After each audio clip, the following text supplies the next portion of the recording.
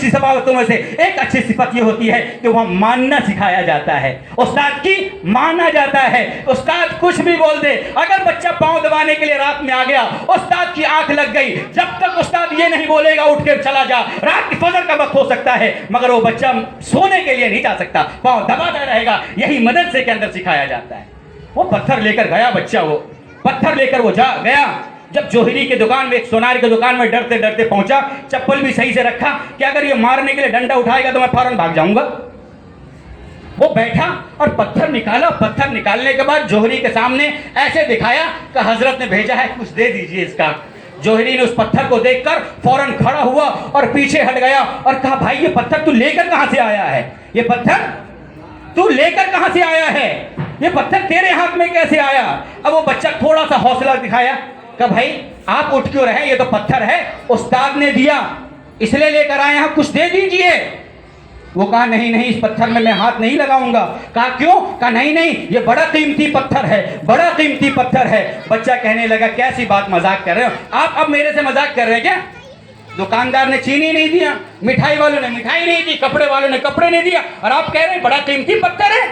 कहा हाँ बेटा, ये इतना छोटा सा बच्चा, तेरे हाथ में इतना कीमती पत्थर कैसे है? तू कहां से ये लेकर आ गया है? मैं तो इसको हाथ भी नहीं लगा सकता। सुन, ये बड़ा कीमती है। वो बच्चा कहता है कितना कीमती है? कब बड़ा कीमती है? कब कितना कीमती है? कब बहुत ज्यादा कीमत है? कब कितनी कीमत है? तो वो दुकानदार कहता है कीमत सुनना चाहता है तो इतनी कीमत इस पत्थर की है, इतनी कीमत है कि मेरे दुकान में जितना सोना है, चांदी है, हीरे है, जवाहरात है, मेरी दुकान छोड़ ये पूरे मार्केट में जितने भी हीरो की दुकान है, जितने भी सोने हैं, सबको इकट्ठा किया जाए तो भी इसकी मालियत में जो उसकी रकम जितनी कीमत है उस कीमत को नहीं पहुंच सकता है। तो उसका वो बच्चा पत्थर लिया, जेब में रखा, मुस्कुराता हुआ आ गया और कहा, मौलाना सरफराज साहब मैं समझ गया जो आप बात समझाना चाहते थे। ये पत्थर अपने पास रखिए, याद रखिए, ये मदरसे वाले, ये उलमा, ये बच्चे, इनकी कद्र कीमत वो जानेगा जो जोहरी होगा। ये तो हीरे हैं, इनका ताबुन वो करेगा जो साहिब दिल होगा, उसका ताबुन वो करेगा जो मदद करने वाले होंगे,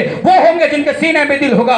अपने जायज कमाई से निकालकर मदरसे को, मौलाना सरफराज को पैसे देंगे, बच्चों की तनख्वाह देंगे, बच्चों के कुरान के लिए पैसे देंगे, खाने के लिए राशन देंगे। इनका जो मदद करेगा वही सबसे अहम होगा। तो भाइयों, इतना बड़ा मौलाना सरफराज, मैं आया था, मैं कल परसों, मैंने जब मालूम किया 10 बच्चों की इस साल फरागत है। कितने बच्चों की फरागत है भाई?